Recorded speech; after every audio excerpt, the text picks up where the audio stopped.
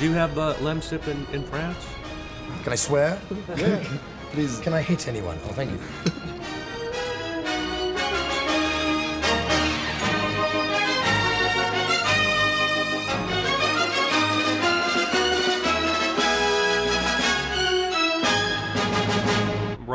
Gene Roddenberry invented Data in Star Trek. He had this idea about this character that he would start off almost like a blank tablet, like nothing. And I think that's a French thing, isn't it, the blank tablet? Who is that? Is that Rousseau? Maybe John Locke, British, I don't know. Anyway, but anyway, this character would start as a blank tablet. And as it went on, as the show went on, and the series went on, and the movies went on, he would become more and more human as it continued. And that at the very end, he would be as close to human as possible and still not. And I think that's what we did with it, basically. We both got 15 years older. I know I don't look it, but I was 12 when we started shooting. Such a pain.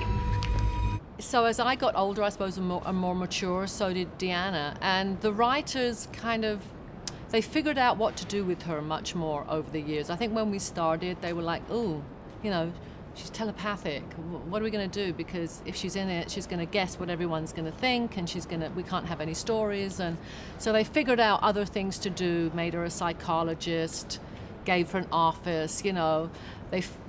There were episodes that came up where she did something different, you know. She became stronger, she took command. Computer, today's appointment calendar. 0900 hours, counseling session with Ensign Janeway. 1000 hours, counseling session. Cancel them. Cancel everything till after lunch. Acknowledged. Now entirely released on DVD.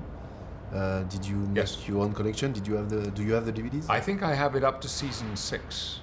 I have some DVDs. You know, I have one box set. I don't know how many episodes there are. Is that one season? So I have the first season in a box set. Could you say your favorite episode? Could you? My favorite episode? Pick what favorite? One favorite episode. Well, I enjoyed an episode, particularly performing in it, and it's egotistical of me to say, but it was an episode called Brothers, where I played 3 characters. And I played Data and his brother Lore, his evil twin, and Dr. Sung, who created both of them and before. And that was an exciting challenge for me. Offspring. Which is in season? I've no idea. I would imagine it's season 3 or 4, because it was the first episode directed by Jonathan Frakes, in which Data creates an android child for himself. It's a sad, beautiful story, superbly acted by Brent Spiner, who is superb in everything he does in this role as Data, and marvelously directed by Jonathan Frakes for the first time, who is now a weighty feature film director. I think for my character, it would have to be an episode called Face of the Enemy, where I was a Romulan, and but that was the first time that we saw a strength in Troy that we'd never seen before, and I think it was a real turning point for my character. I never watch myself. I find watching myself very uninteresting. I would rather watch The West Wing or football or something, anything other than me. Oh yeah. Yeah. You watch the films? I watch the films.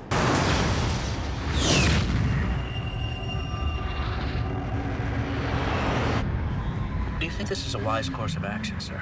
We're about to find out, Data.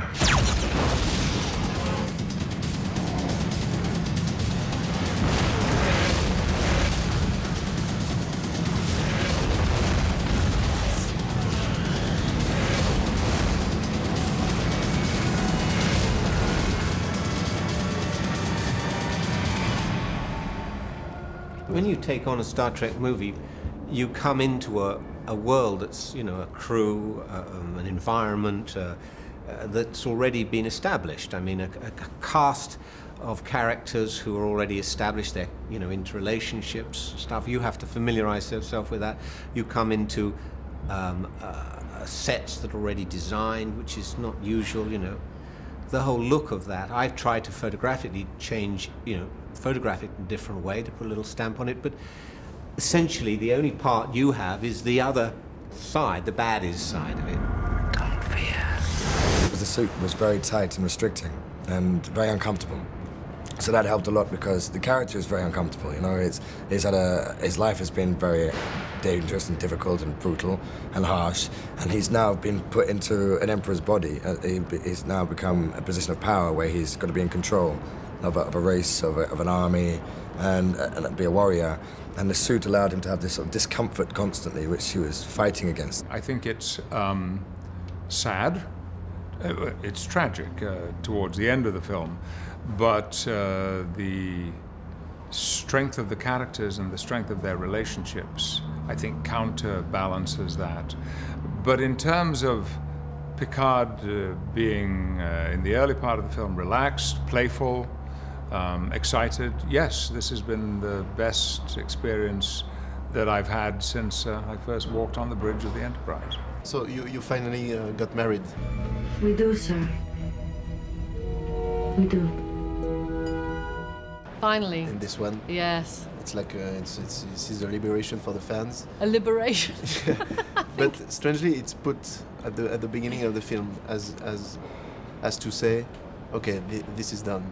You know, because it's so long awaited. I think it's, you know, it's a good way to start because after the wedding, which is very light and, you know, we're having a lot of fun, then the adventure starts and it all gets very serious. It's war. It's a war movie.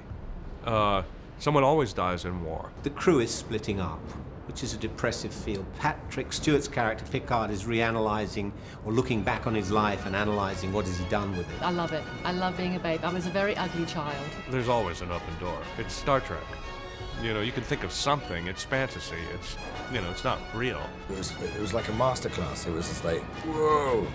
It was very, very intense. And then not until afterwards, then I collapsed and fell asleep for about a week. What is your definition of a good Enterprise captain?